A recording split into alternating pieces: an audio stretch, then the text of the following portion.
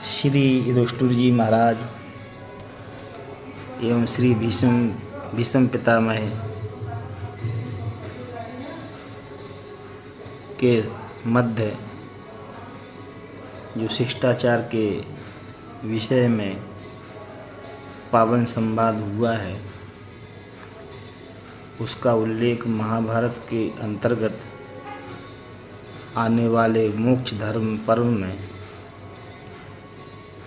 शांति पर्व में विस्तार के साथ किया गया है।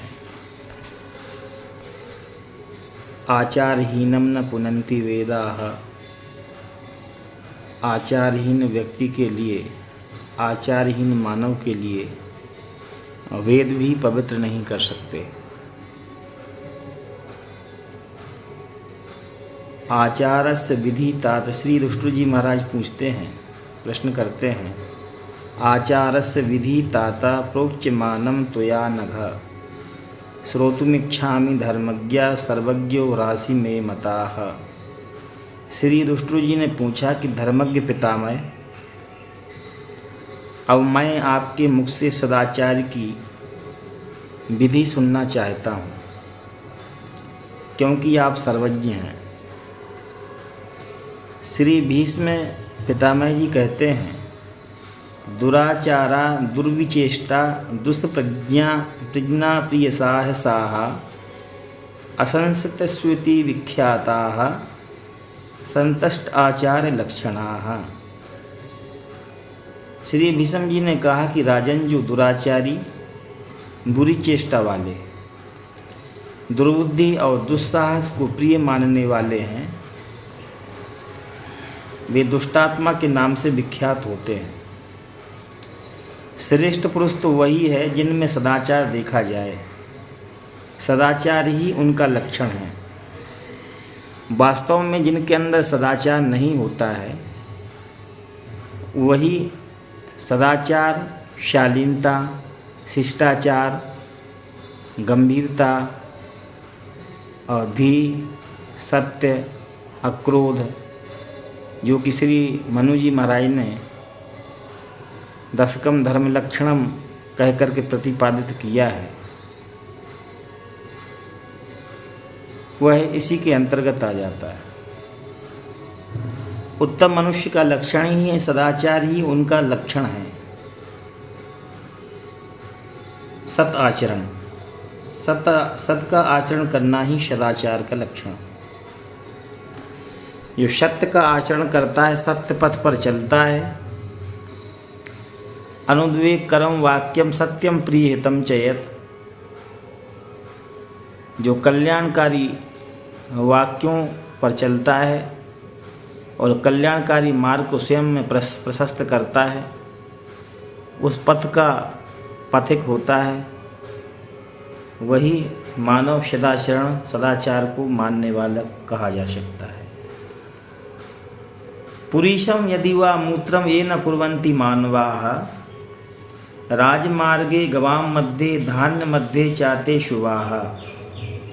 जो मनुष्य सड़क पर गऊओं के बीच में और अनाज में मल या मूत्र का त्याग नहीं करते, वे श्रेष्ठ समझे जाते हैं। आज भी द्वापर के अंतिम चरण में श्री भीष्म पितामह जी ने जो उपदेश श्री युधिष्ठिर जी महाराज को दिए थे, वो आज के समसामयिक समय में भी प्रासंगिक हैं।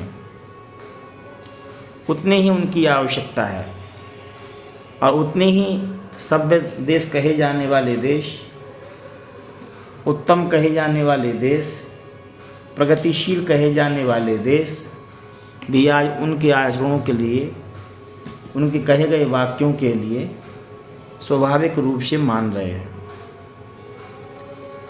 यदि आप नेपाल में जाएंगे, वहाँ की सरकार की अनुमति है, वहाँ की सरकार ने गाइडलाइंस जारी की है, मार्ग निर्देश तालिका में आदेशित किया है कि कोई भी व्यक्ति सड़क पर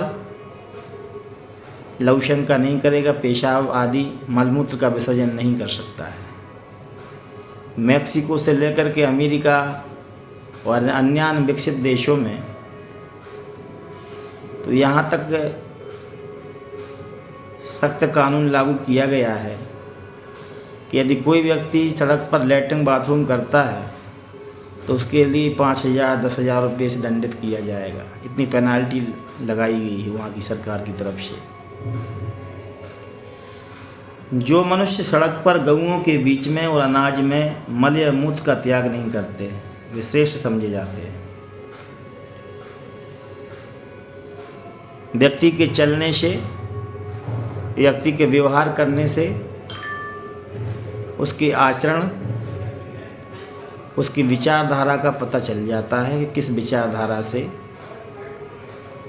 विचारधारा में यह व्यक्ति संलग्न है, कितना अराजक है, कितना सदाचारी है, कितना असद व्यवहार करने वाला व्यक्ति है।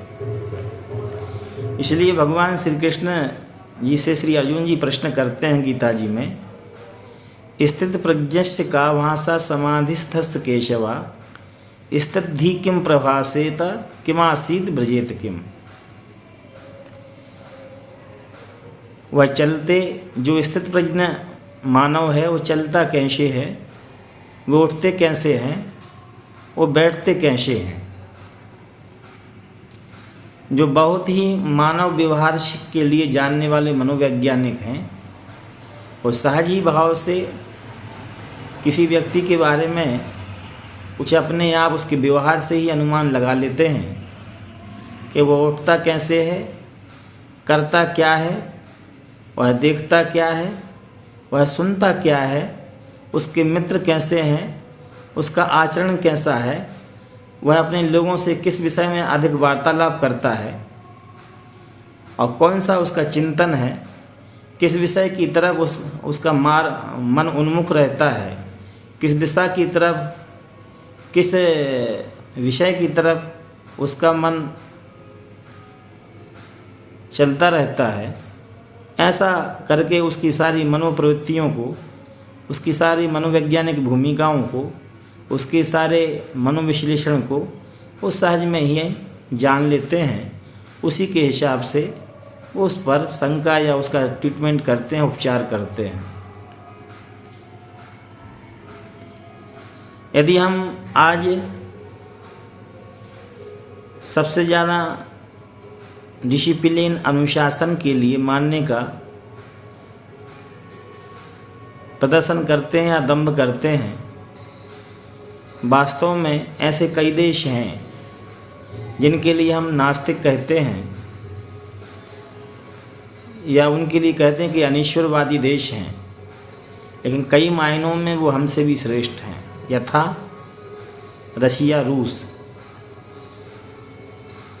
वहाँ पर हमारे देश में यदि किसी ने कुत्ता का पालन कर लिया है या कुत्ता अपने घर पर रखा हुआ है,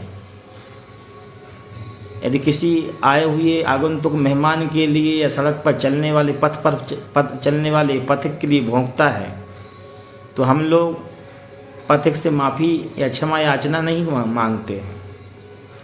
पर रूस में यह नियम है कि कोई यदि सड़क पर व्यक्ति जा रहा हो या आने वाला आगंतुक मेहमान हो, कोई भी मेहमान का आगमन हुआ हो, यदि उनका कुत्ता भौंकता है तो उससे क्षमा याचना करते हैं कि मेरे कुत्ता के कारण से आपको तकलीफ़ हुई हो, क्षमा याचना करें।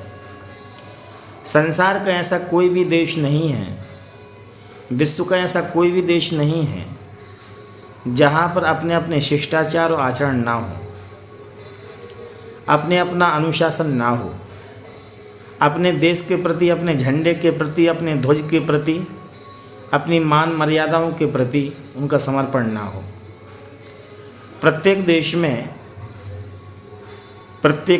में और काल में विश्व के जहाँ पर हम लोग ये कह सकते हैं कि संस्कृति शिष्टाचार नहीं है, वहाँ भी उनकी दृष्टि से वहाँ भी सभ्यता संस्कार माना जाता है। चाहे वह खान पान का हो, चाहे वह विवाह शादी का हो, चाहे वह यौन संबंधों का हो, चाहे वह पारिवारिक संबंधों का हो। किसी भी संबंध में ऐसा कोई, विश्व में कोई ऐसा देश नहीं है जहाँ पर सभ्यता और संस्कृति या शिष्टाचार का पालन नहीं किया जाता हो। क्योंकि बिना कानून के, बिना संविधान के, बिना आचरण के, बिना आचरणवल्ली के, बिना नियमावली के मनुष्य मनुष्य नहीं रहेगा, वो पशु हो जाएगा। यही तो मनुष्य ने विकास किया है कि वह आचरण के माध्यम से, सत्शिष्टाचार के माध्यम से वह मानव मनुष्य बन सकता है। इसलिए भगवान मनु ने कहा कि मनुर्भवा, माता निर्माता भवती, माता निर्मात्री होती है। और माताओं के कारण से ही, धर्मपत्नी के कारण से ही, बहनों के कारण से ही, माताओं के कारण से ही पूरी संस्कृति सभ्यता का विकास हुआ है। माता निर्माता होती है। प्राय कहा जाता है कि यदि स्त्री नहीं होती, वैवाहिक संबंध स्थापित नहीं हुई होते, घर बार नहीं बसाया होता, सारी सभ्यता, सारी संस्कृति, सारे शिष्टाचार, सारी मान मर्यादा, सारा आविष्कार जो हुआ है वह मनुष्य के एक जगह पर स्थायित्व के कारण से हुआ है। यदि स्थायित्व प्राप्त नहीं किया होता तो मनुष्य खाना बदोश की ज़िंदगी जी रहा होता। इसमें सबसे बड़ी भूमिका मातृशक्ति की है, धर्मपत्नी की है, महिला की है, नारियों की है। इसलिए कहा गया यत्र नार्यस्तु पूज्यन्ते रमन्ते तत्र देवताः। जहाँ पर नारियों का पूजन होता है, जहाँ मातृशक्ति का पूजन होता है, जहाँ मातृशक्ति के लिए आदर मिलता है, वहाँ पर देवता रमण करते हैं, वास करते हैं। कहने का तात्पर्य है, कहने का आशय है, दुनिया में प्रत्येक संस्कृति ने, प्रत्येक सभ्यता ने मातृशक्ति के लिए आदर नहीं किया होता। और मातृशक्ति ने यदि महिला ने, धर्मपत्नियों ने, औरत ने यदि घर नहीं बसाया होता, घर नहीं बसवाया होता, तो मनुष्य सदा सदा के लिए खाना बदोश रह जाता। इसलिए कहते हैं, महाभारत में श्री वेदव्यास जी महाराज ने कहा है, शकुंतला जी एवं श्री दुष्यंत जी के संवाद में, जब राजा दुष्यंत जी श्री भरत जी के लिए अपना बेटा मानने से इनकार कर देते हैं माँ शकुंतला के समक्ष, तो माँ शकुंतला उनसे शास्त्रार्थ करती हुई कहती हैं कि अरे चींटियाँ तो अपने चींटियाँ यदि लाखों अंडे पड़े हों, लाखों अंडों में से अपने अंडा निकाल करके चली जाती हैं, तो और आप कैसे हैं जो अपने बच्चे के लिए भी नहीं पहचान रहे हैं। कहने का आशय था कि लाखों चींटियों के लाखों अंडे पड़े हों, लेकिन उन अंडों में से अपने बच्चे को, अपने अंडे को निकाल करके चींटियाँ लेकर चली जाती हैं। उनमें इतनी पहचानने की क्षमता है, इतने पहचानने का विवेक है, इतना उनके अंदर में संवेदना है, इतनी उनके अंदर में भावना है, इतना उनके लिए उनकी घ्राण शक्ति है, लेकिन आप अपने पुत्र को नहीं पहचान पा रहे हो। और फिर पत्नी की महिमा का गायन करते हुए कहती हैं श्री शकुंतला माँ कि वह घर घर नहीं होता है, वह राज राज नहीं होता है जहाँ पर पत्नी के लिए आदर सम्मान नहीं मिलता है। परिवार का दायित्व संभालने के कारण से ही वह यज्ञ नहीं होता है जिसमें धर्मपत्नी के साथ में अग्निहोत्र नहीं किया हो। यज्ञ च पत्न्यर्थम जानकी कंचनी होएत। भगवान श्री राम भद्र सीता जी से वियुक्त होने को उपरांत, माँ सीता जी से वियुक्त होने को उपरांत प्रत्येक यज्ञ में कंचन माँ भगवती, माँ परम्बा जगदम्बा श्री माता सीता जी की कंचन की प्रतिमा निर्मित करके वाम भाग में शोभायमान और कंचन की प्रतिमा के साथ में अग्निहोत्र किया करते थे। कहने का आशय है, कहने का अभिप्राय है, कहने का संकेत करते हैं धर्मशास्त्र या पुराणे या रामायण महाभारत आदि पावन ग्रंथों में जो उल्लेख प्राप्त होता है कि सदाचार की अपनी उत्कट महिमा है, अपरंपार महिमा है। सदाचार के बिना मनुष्य अधम गति को प्राप्त हो जाता है। प्रतिदिन आवश्यक शौच का संपादन करके आचमन करें और फिर नदी में नहाएं और अपने अधिकार के अनुसार संध्या उपासना के अनंतर देवता आदि का तर्पण करें।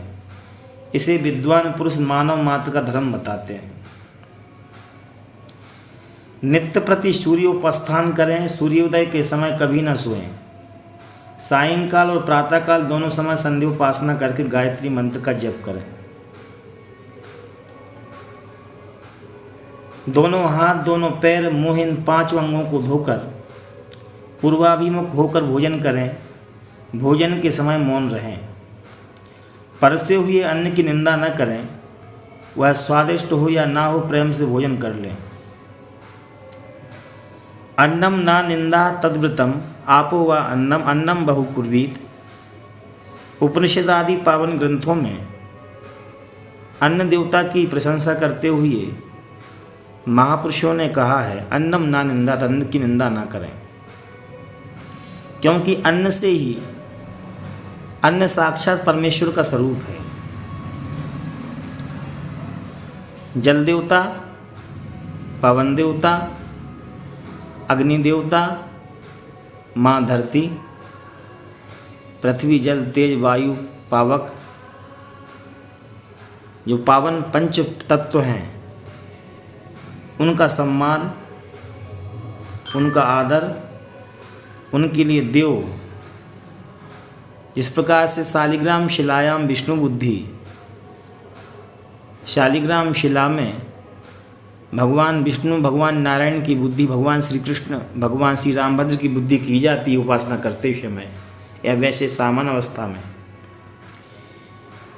उसी प्रकार से जल में भगवान की, नारायण की ही प्रतिमूर्ति हैं। जल देवता, पवन देवता,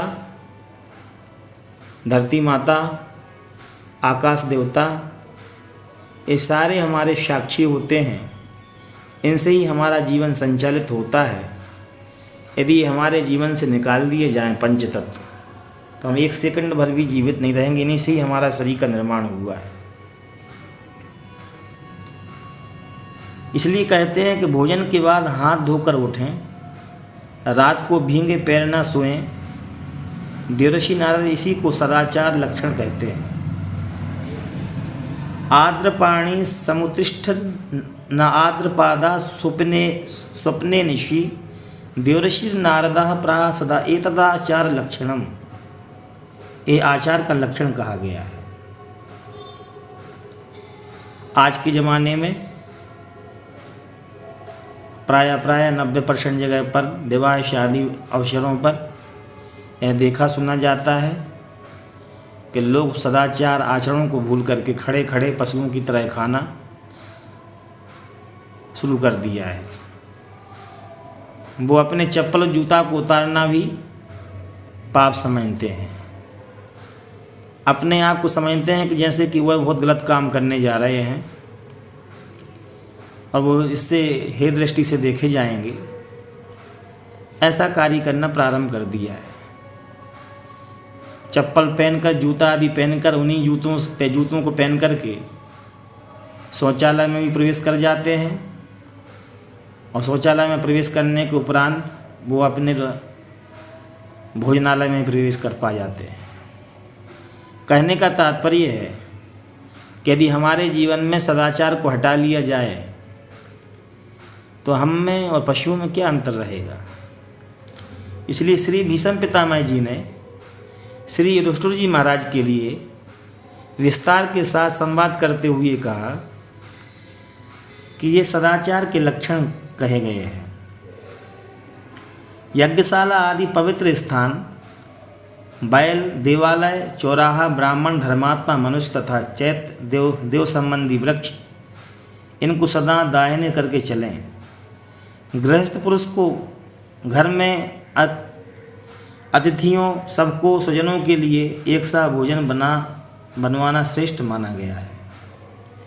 शास्त्रों में मनुष्य के लिए सायंकाल और प्रातःकाल 2 ही समय भोजन करने का विचार है। बीच में भोजन करने की विधि नहीं रखी गई है। जो इस नियम का पालन करता है उसे उपवास करने का फल प्राप्त होता है।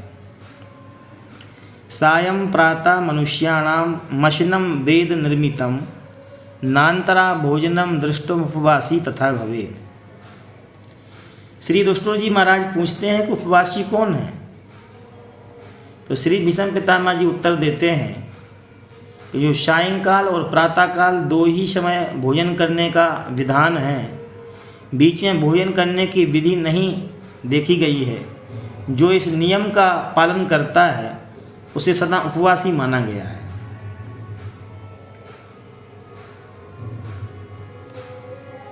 पर उन्होंने कहा है कि यदि कोई व्यक्ति विवाहित ब्रह्मचारी कौन है, विवाह करने के उपरांत भी ब्रह्मचारी कौन है, तो कहते हैं कि होम काले तथा जुहनु अनऋतु काले तथा वृजन अनन्य स्त्री जना प्रायो ब्रह्मचारी तथा भवे।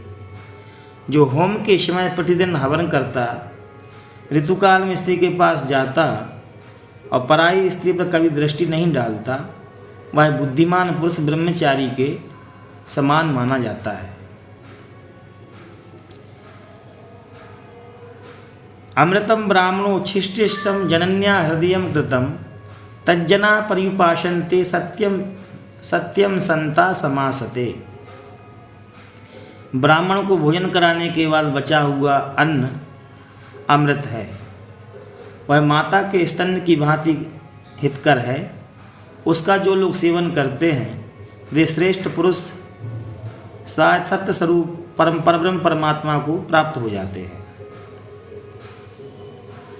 जो मनुष्य मिट्टी के ढेला फाड़ता, तिनके ताड़ता, नख चबाता, सदा झूठे हाथ झूठे मुँह रहता है तथा खूंटी में बंधे हुए तात के समान पराधीन जीवन बिताता है, उस जगत में बड़ी आयु नहीं मिलती है।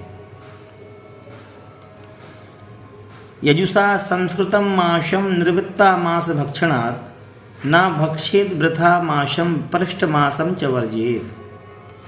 जो मांस भक्षण न करता हो वह यजुर्वेद के मंत्रों द्वारा संस्कार किया हुआ मांस भी न खाए। व्यर्थ मांस और श्राद्ध दोष मांस भी वह त्याग दे। स्वदेशे परदेशे व अतिथि नोपवासेत काम्य कर्म फलम लब्ध्वा गुरुणामुपपादेत। मनुष्य स्वदेश में हो या परदेश में अपने पास आए हुए अतिथि को भूखा न रहने दे। सकाम कर्तव्य कर्मों के फल रूप में प्राप्त पदार्थ अपने गुरुजनों को निवेदित कर दे। गुरुभ्य आसनम देयम कर्तव्यम चाभिवादनम। गुरुभ्य आसनम देयम कर्तव्यम चाभिवादनम। गुरुजन अभ्यर्यम युज्यन्ते आयुषा यशसा श्रिया।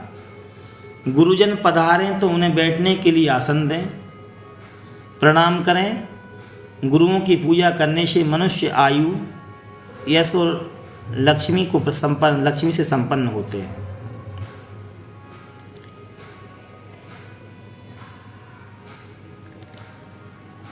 गुरुजन पधारें तो उन्हें बैठने के लिए आसन दें। तीर्थों में श्रेष्ठ तीर्थ विशुद्ध हृदय है। तीर्थानाम हृदयम तीर्थम शुचानाम हृदयम शुचि सर्वमार्यकृतं चौक्ष्यम वाल संस्पर्शनानि च।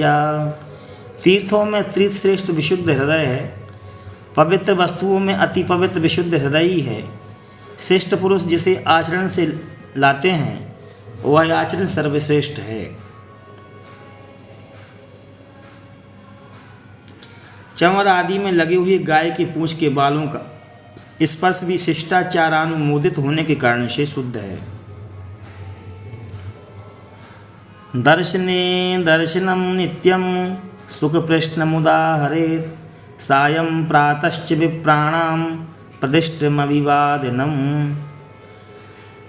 ये शिष्टाचार का उपदेश किया जा रहा है। समाज में आज के समय में शिष्टाचार विहीन, मैनर से विहीन, जिनका गुड बिहेवियर, गुड मैनर नहीं है, ऐसे मनुष्यों की संख्या बढ़ती जा रही है। पूज्य महात्मा गांधी जी ने अपनी आत्मकथा में लिखा है कि वह जब हरिद्वार कुंभ की मेला की यात्रा कर रहे थे, श्री स्वामी श्रद्धानंद सरस्वती जी महाराज के अनुरोध पर कि आप हरिद्वार जरूर पधारें, तो उन्होंने अपनी आत्मकथा में लिखा हुआ है कि लोग किस प्रकार थर्ड क्लास के डिब्बे में गाली गलौज करते हैं, अश्लील शब्दों का प्रयोग करते हैं। तो श्री महात्मा गांधी जी कहा करते थे, ऐसे समाज में जरूर भ्रमण करना चाहिए, विचरण करना चाहिए, ताकि उनके लिए कुछ उपदेश दिया जा सके, समझाया जा सके, उनसे प्रार्थना की जा सके, उन्हें सुधारा जा सके।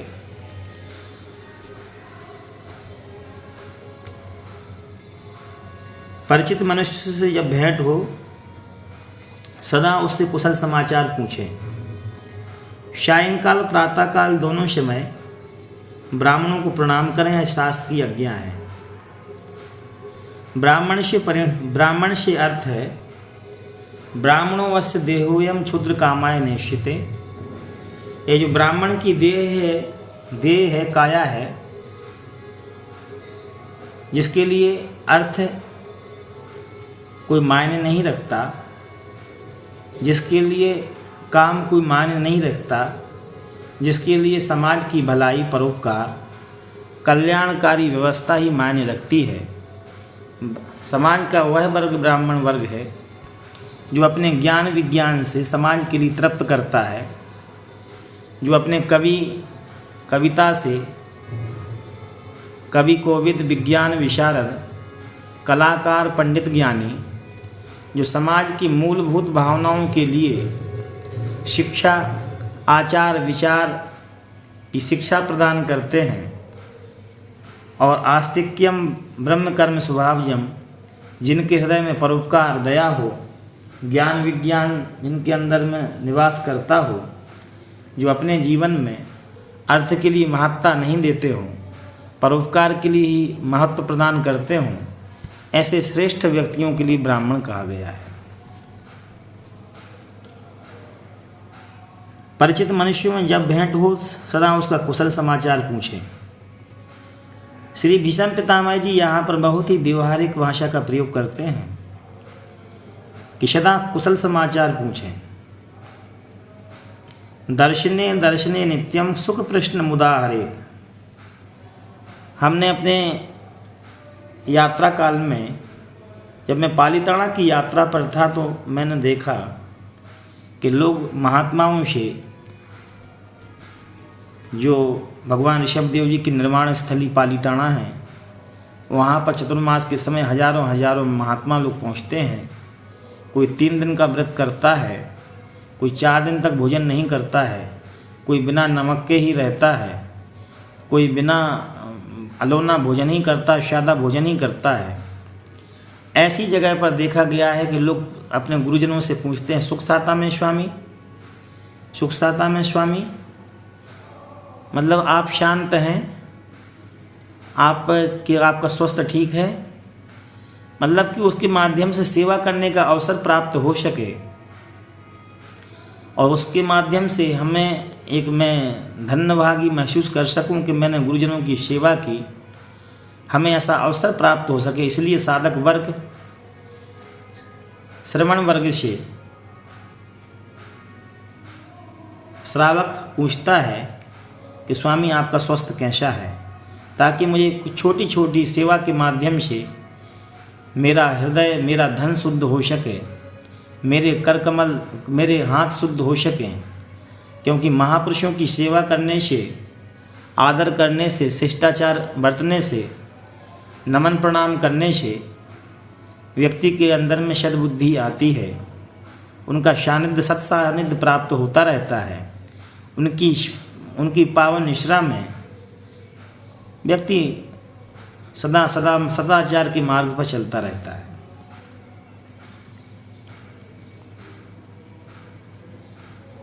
सवेरे और शाम दोनों समय विधि पूर्वक ब्राह्मणों का पूजन सेवा सत्कार करना चाहिए। सायं प्रातश्च विप्राणां पूजनं च यथा विधि, पण्यानां शोभिते पण्यं कृषीणां वाद्यते कृषि, बहुकारं च सस्यानां वायु वाहो गवाम तथा। वास्तव में जिस जगह, जिस देश में, जिस स्थान पर ब्राह्मणों का सम्मान नहीं होता है, वह देश बर्बाद हो जाता है। वह देश बर्बाद हो जाता है जहाँ ज्ञान वृद्धों का, सदाचार वृद्धों का, आचरण वृद्धों का सम्मान नहीं होता है। वह देश समाप्त हो जाता है। वह सभा नहीं होती है जहाँ ज्ञान वृद्ध की उपस्थिति ना हो। वह संसदी नहीं रहती है जहाँ पर कोई सदुपदेशक ना हो, आचरण पर चलने वाला। आप ग्रीक यूनान की सभ्यता शिष्टाचार में देख सकते हैं कि सदा से पश्चिमी सभ्यता में भी विद्वानों का, महर्षियों का, वैज्ञानिक लोगों को सम्मान दिया गया। आज के ज़माने में, आज के परिवेश में हम लोगों ने सबसे बड़ी भूल की है कि विद्वानों का समादर करना बंद कर दिया है। विद्वानों का समादर, विद्वानों का आदर, उनसे अपने आप को उनके सानिध्य में रखना या अपने आप को न्यौछावर कर देना। और वास्तव में विद्वान और महापुरुष उनको कहा गया जो कोई भी वाक्य बिना राग द्वेष और भय के बिना बोल सकते हो, जो राग द्वेष से वियुक्त हैं, जो राग द्वेष से अलग हैं, निष्प्रिय भाव से हैं, उनके लिए कहा गया कि ये आप्त पुरुष हैं। आप्त पुरुष के मुखारविंद से कोई ऐसी वाणी कभी नहीं निकलती है जो राग द्वेष से सनी हुई हो, जो भय से, ईर्षा से, घृणा से, आक्रोश से सनी हुई हो। आप्तवाक्यम शब्दः आप्तस्तु यथार्थ वक्ता। जो भय, लालच, ईर्ष्या, घृणा, द्वेष से परे होकर के वार्तालाप कर सकता हो, समझा सकता हो, उसी महापुरुष के लिए आप्तवाक्य, उसी महापुरुष के शब्दों के लिए आप्तवाक्य कहा गया। यदि हमारे मन में किसी व्यक्ति के प्रति ममता है या उससे राग है तो हम बिना लाग लपेट सत्य वचन नहीं कह सकते। यदि हमारे मन में प्रलोभन है, यदि कोई भय है, तब भी हम कोई बात बिना सत्यवाद के लिए वहाँ प्रस्तुत नहीं कर सकते। जो बिना राग द्वेष से, बिना पार्टी पक्ष विपक्ष को छोड़ करके, राग द्वेष से निवृत्त होकर के सत्य वचन कह सकता है, उसके लिए ब्राह्मण कहा गया है। भगवान गौतम बुद्ध जी ने कहा कि ब्राह्मण वह है कि न जट्टा हो तो ब्राह्मण हो, जो इतना निर्भीक है, जिसके अंदर में सत्य की आग है, जो सत्य की ज्वाला से भरा हुआ है, प्राण जाने पर भी सत्य के लिए अपने वचन से मुँह नहीं मोड़ता है, सत्य के लिए अपना जीवन न्यौछावर कर सकता है। ऐसे व्यक्ति के लिए गौतम बुद्ध भगवान ने, भगवान महावीर स्वामी ने, या महाभारत में श्री रुष्ण जी महाराज ने, या भगवान श्री कृष्ण ने ऐसे व्यक्ति के लिए ब्राह्मण कहा है। ऐसे महानुभाव के लिए ब्राह्मण पद से अलंकृत किया गया है। सवेरे और शाम दोनों समय विधि पूर्वक ब्राह्मणों का पूजन, सेवा सत्कार करना चाहिए। सिकंदर अपने गुरु की सेवा करते थे, अरस्तु की सेवा की, जो दार्शनिकों की, कवि कोविद, विज्ञान विशारद, कलाकार, पंडितों की, पंडितों के प्रति सम्मान आदर की भावना रखते हैं, ऐसे लोग श्रेष्ठ मनस्वी पुरुष कहलाते हैं। संपन्नम भोजने नित्यम पानीयम तर्पणम तथा सुश्रुतम पायसे ब्रूयाद एवाग्वाम कृषिरे तथा।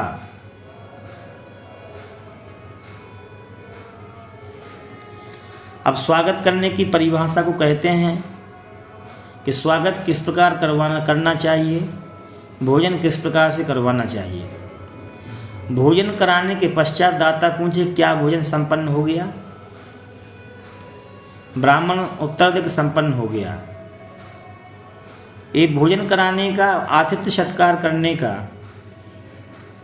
किस प्रकार से आदर, परस्पर आदर का भाव अतिथि के लिए, अतिथि का रखना चाहिए। जल पिलाने के बाद दाता पूछे कि तृप्ति हुई क्या? ब्राह्मण उत्तर दे कि अच्छी तरह तृप्ति हो गई। खीर खिलाने के बाद यजमान पूछे कि अच्छा बना था ना? तब ब्राह्मण उत्तर दे बहुत अच्छा बना था।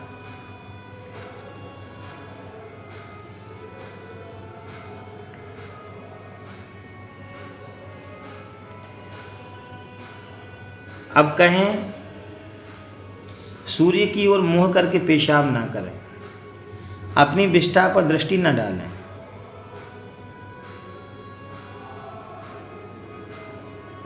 अपने बड़ों का नाम लेकर या तू कहकर न पुकारें। त्वंकारम नामधेयम च ज्येष्ठानां परिवर्जेत अवराणां समानाना मुभीषाम न दुष्यति। अपने बड़ों का नाम लेकर या तू कहकर न पुकारें। जो अपने छोटे या समवयस्क हों उनके लिए वैसा करना दोष की बात नहीं है। त्वंकारम नामधेयम च ज्येष्ठानां परिवर्जेत। श्री महाभारत में युद्ध के समय का प्रसंग है। श्री युधिष्ठिर जी महाराज जब कर्ण जी से पराजित हो जाते हैं और उनको अपमानित करके श्री युधिष्ठिर जी महाराज को दानवीर कर्ण जी छोड़ देते हैं और अचेतन अवस्था को प्राप्त हो जाते हैं श्री युधिष्ठिर जी।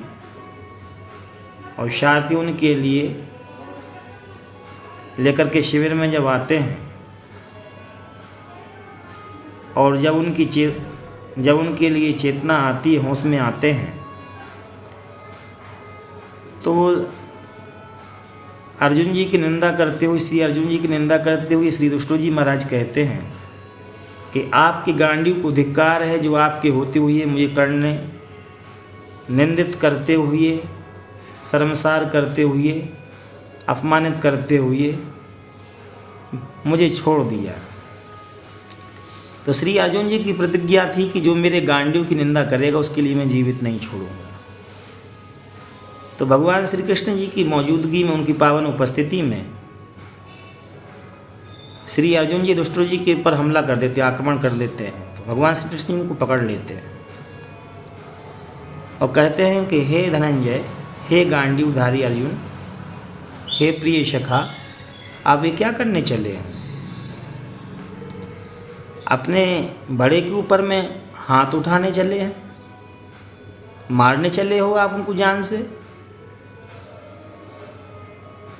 तो श्री अर्जुन जी के लिए श्री भगवान श्री कृष्ण उपदेश देते हुए कहते हैं, हे अर्जुन, आर्य और सभ्य, संस्कारवान, अति विनीत, शालीन, शिष्टाचारी, तपस्वी, दयालु, धर्मात्मा लोगों की हत्या नहीं की जाती है।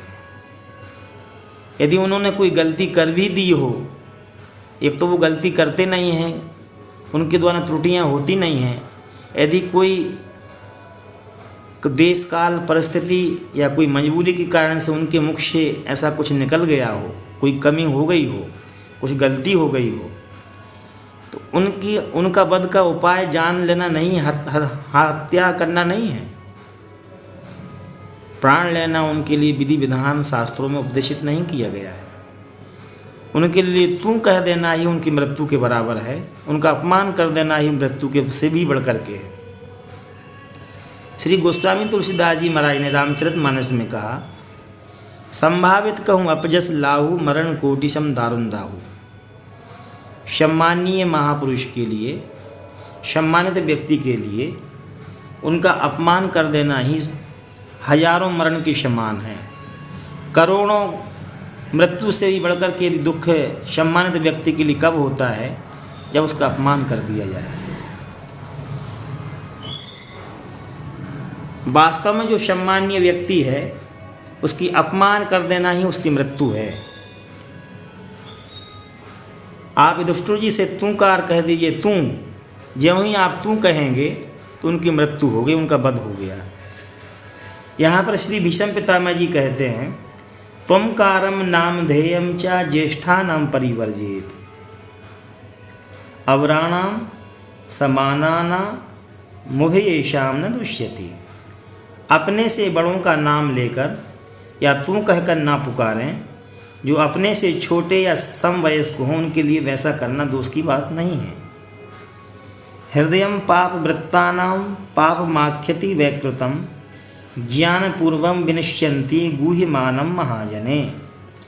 पापियों का हृदय तथा उनके नेत्र और मुख आदि का विकार ही उनके पापों को बता देता है।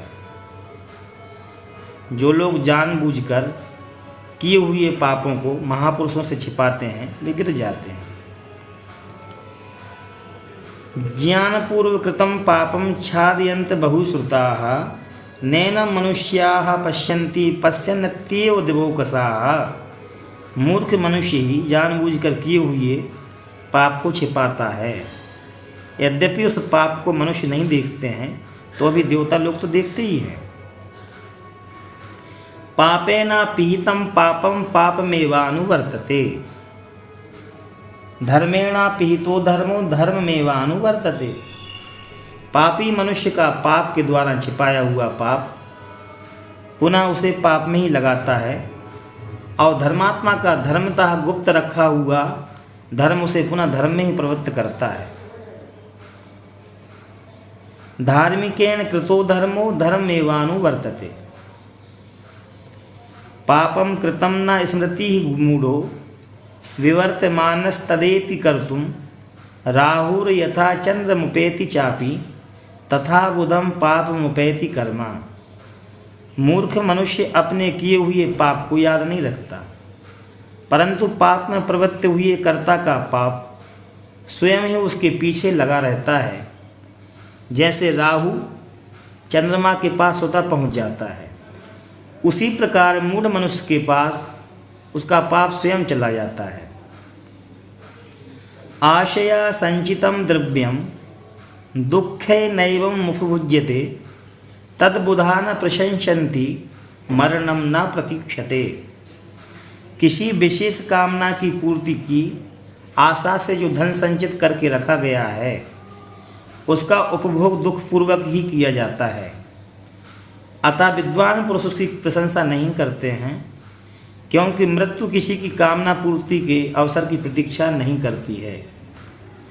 मानुषम सर्वभूतानां धर्ममाहु मनीषिणाः तस्मात् सर्वेषु भूतेषु मनसा शिवमाचरेन्। मनीषी पुरुषों का कथन है कि समस्त प्राणियों के लिए मन द्वारा किया हुआ धर्म ही श्रेष्ठ है, अतः मन से संपूर्ण जीवों का कल्याण सोचता रहे।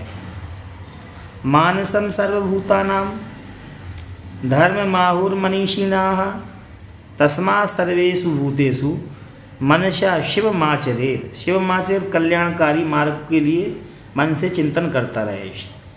शिवमाचरेत् तस्मात् सर्वेषु भूतेषु, इसलिए सर्वेषु सब भूतों में, भूतेषु भूतों में मनसा शिवमाचरेत् मन के द्वारा, मन से संपूर्ण जीवों का कल्याण का सोचता रहे।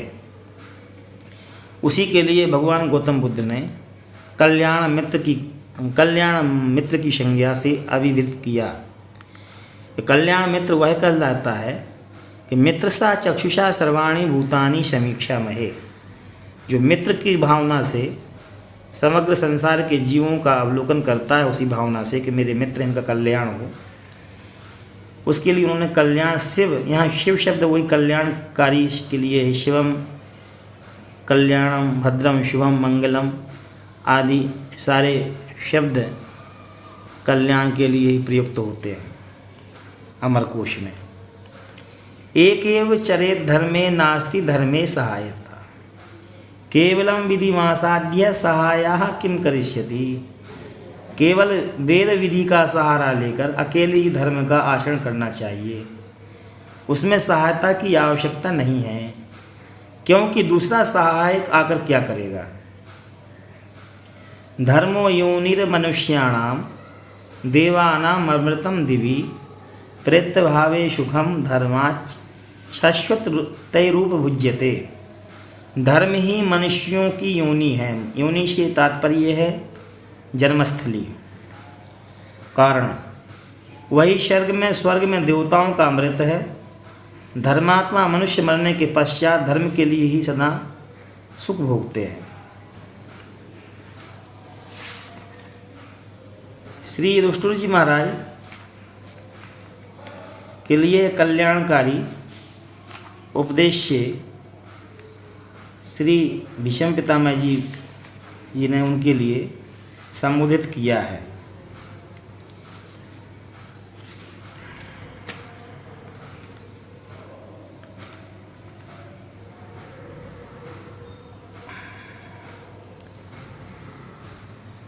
श्री जनक जी की उक्ति, अब यहाँ पर श्री युधिष्ठिर जी महाराज से श्री भीष्म पितामह जी ने कहा, इस विषय में शांत भाव को प्राप्त करते हुए विदेहराज जनक ने जो उद्गार प्रकट किया, विदेहराज से तात्पर्य है जिन्हें आध्यात्मिक विद्या की प्राप्ति, अध्यात्म विद्या विद्यानाम वादः प्रवदतामहम्, विद्याओं में मैं आत्मविद्या हूँ। छांदोग्य उपनिषद में श्री नारद जी महाराज जब सनक सनंदन तथा सनत कुमार जी के पास पहुँचते हैं और कहते हैं कि मुझे ज्ञान की प्राप्ति कराइए, तो कहते हैं मैंने इतिहास पढ़ा, धर्मशास्त्र पढ़ा, फिजिक्स पढ़ी, केमिस्ट्री पढ़ी, तत्व ज्योतिष पढ़ा, नक्षत्र विद्या पढ़ी, तत्व विद्या पढ़ी। मैंने मतलब कि विश्व की प्रत्येक विद्या का, त्रिलोक की सब विद्याओं का मैंने लौकिक ऐहिक भौतिक सारी विद्याओं को का अध्ययन किया। छंद, वेद, वेदांत, उपनिषद। अब मैं आपसे तत्व ज्ञान की विद्या प्राप्त करना चाहता हूँ। मतलब दुनिया में कला 72 जीव की तामें 2 शवदार, एक पुरुष की जीविका, दूसरा जीव उद्धार।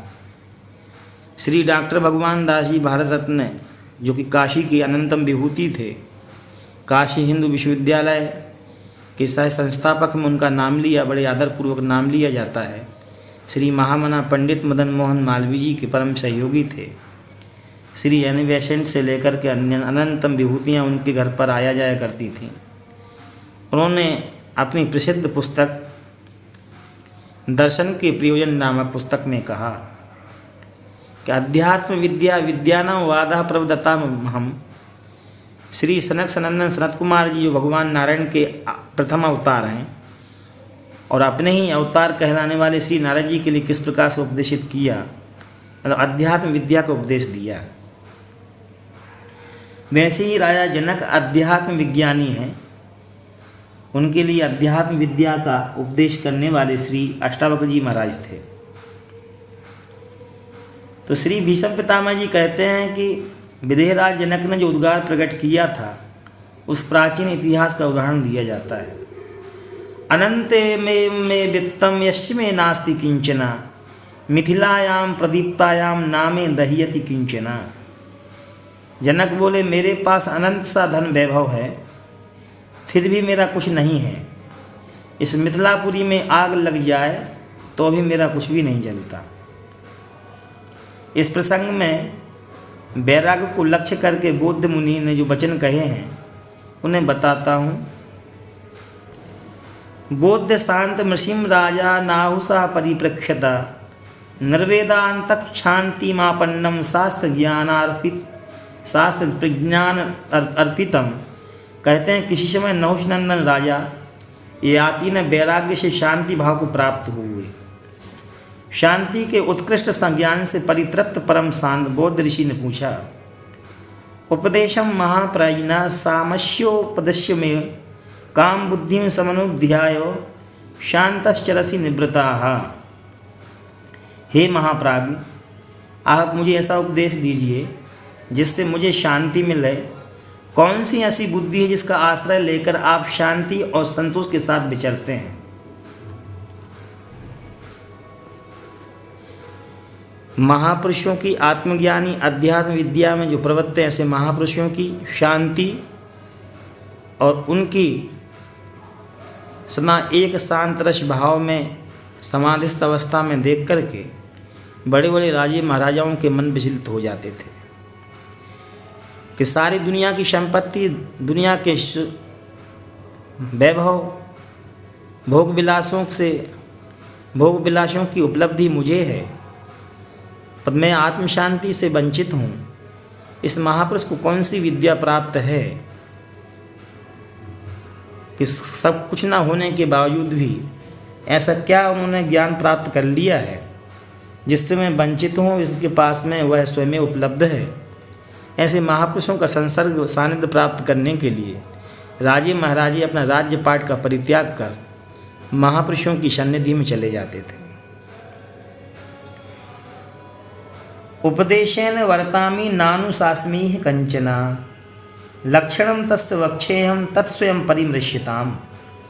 बुद्ध ने कहा, राजन, मैं किसी को उपदेश नहीं देता बल्कि स्वयं दूसरों से प्राप्त हुए उपदेश के अनुसार आचरण करता हूँ।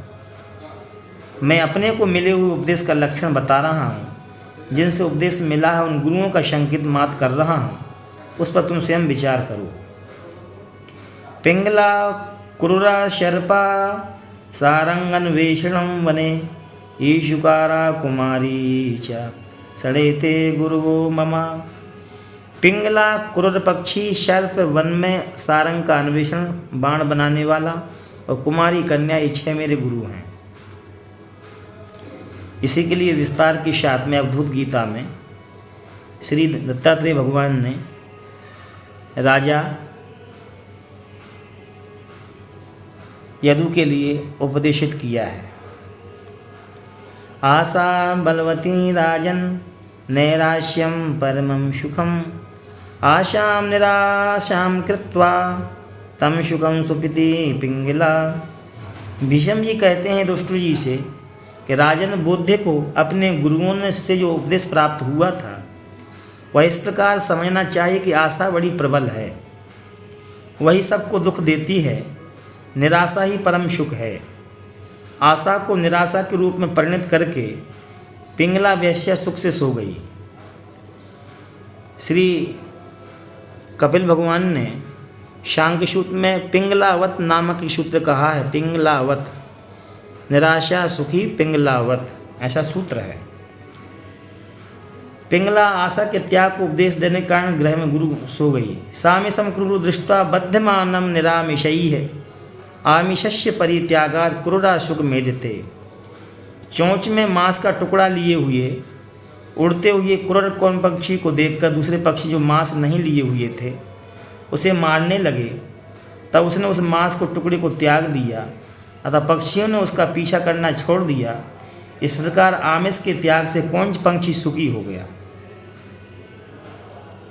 ग्रहारंभो ही दुखाय ना सुखाय कदाचन सर्पा परकृतम भीष्मा प्रवेश्य सुख में देते।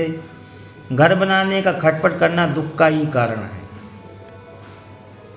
उससे कभी सुख नहीं मिलता। ये सूत्र के लिए भी सांख्य सूत्र में भगवान श्री कपिल जी ने कहा है। अतः अनिकेता रहने घर के द्वार के चक्कर में न पड़ने का उपदेश देने के कारण सर्प गुरु कहा गया है। अनिकेत रहता है। सुखम जीवन्ति मुनियो भैक्ष वृत्तिम समाश्रिताः अद्रोहेणैव भूतानां सारंगाय विभक्षिणा। जिस प्रकार पपीहा पक्षी किसी भी प्राणी से बैर न करने के याचना वृत्ति से अपना जीवन निर्वाह करते हैं, उसी प्रकार मुनिजन भिक्षा वृत्ति का आश्रय लेकर सुख से जीवन व्यतीत करते हैं। अद्रोह का उपदेश देने के कारण पपीहा गुरु हुआ। ईशुकारो नरा कश्चिद दिवावासक्तमानशाः समीपेनामि गच्छन्तं राजानां नाम बुद्धवान। एक बार बनाने वाला देखा गया, वह अपने काम से ऐसा दचित था, उसके पास से निकले हुए राजा की सवारी उसे कुछ पता नहीं चला। उसके द्वारा एकाग्र चित्त का उपदेश प्राप्त हुआ, इसलिए वह गुरु हो गया। बहुनाम कलहो नित्यं द्वयो संकथनं ध्रुवम् एकाकी विचरिष्यामि कुमारी शंख को यथा। बहुनाम कलहो नित्यम द्वयो संकथनम ध्रुवम। बहुत मनुष्य एक साथ रहें तो प्रतिदिन कलह होता है, दो रहें तो भी उसमें बातचीत तो अवश्य होती है। अतः मैं कुमारी कन्या के हाथ में धारण की हुई शंख की एक चूड़ी के समान अकेला ही विचरूंगा। श्री भीष्म पितामह जी ने अवधूत गीता की तरह यह उपदेश सांख्य और योग से मिश्रित यह उपदेश श्री रुष्णु जी महाराज को प्रदान किया है शांति पर्व में।